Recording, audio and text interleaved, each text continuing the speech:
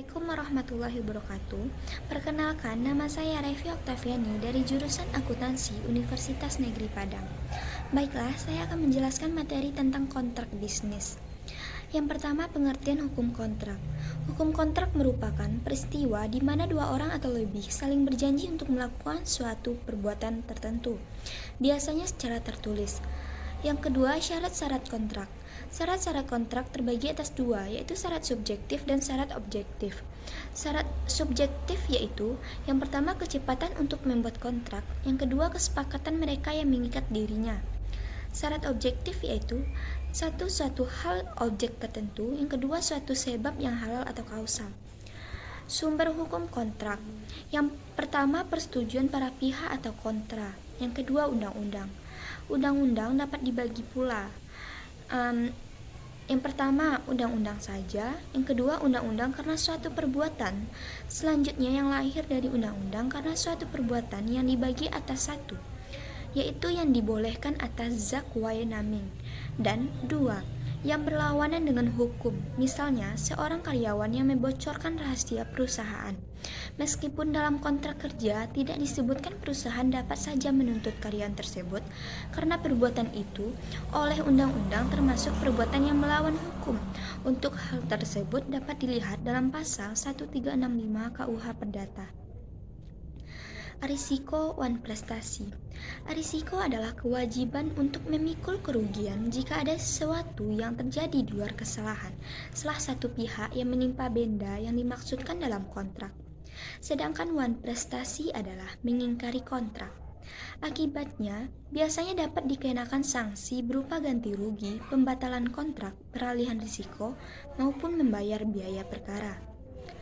Macam-macam kontrak. 1. Perjanjian kredit. Kredit artinya percaya. Kepercayaan tersebut merupakan dasar dari setiap perjanjian. Adapun unsur kredit adalah pinjam meminjam, dan perjanjian kredit dikelompokkan menjadi dua, yaitu pertama perjanjian kredit uang, kedua perjanjian kredit barang. 2. Perjanjian leasing. Leasing adalah perjanjian yang pembayarannya dilakukan secara angsuran dan hak milik atas barang itu beralih kepada pembeli setelah angsurannya lunas dibayar. 3. Perjanjian keagenan dan distributor. Jasa keagenan adalah usaha jasa perantara untuk melakukan suatu transaksi bisnis tertentu yang menghubungkan produsen di satu pihak dan konsumen di lain pihak. 4. Perjanjian franchising dan lisensi. Franchising adalah salah satu bentuk lain praktik bisnis yang paling umum biasanya di bidang restoran cepat saji, hotel, kopi, center, kantor broker untuk real estate, salon, maupun jenis jasa konsultan lainnya.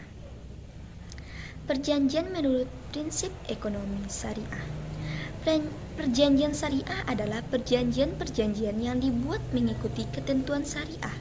Sumber hukum perjanjian syariah adalah Al-Quran dan hadis. Rukun dan syarat perjanjian syariah. Rukun akad yaitu penjualan, pembelian, barang harga, akad atau ijab kabul. Sedangkan syarat akad adalah yang pertama, barang atau jasa harus halal. Yang kedua, harga barang atau jasa harus jelas. Yang ketiga, tempat penyerahan harus jelas. Yang keempat, barang yang ditransaksikan harus penuhnya dalam kepemikiran. Jenis-jenis bisnis syariah. Pertama, bagi hasil atau musyawarah, mudabarah, muzaraah atau musakaah. Yang kedua, jual beli, yaitu murabahah, salam, istisna, dan ijarah. Simpan atau titipan atau wadiah. Dan selanjutnya sewa, jasa, dan lain-lain. Perjanjian menurut prinsip ekonomi syariah. Baiklah, terima kasih. Mohon maaf apabila ada kesalahan. Assalamualaikum warahmatullahi wabarakatuh.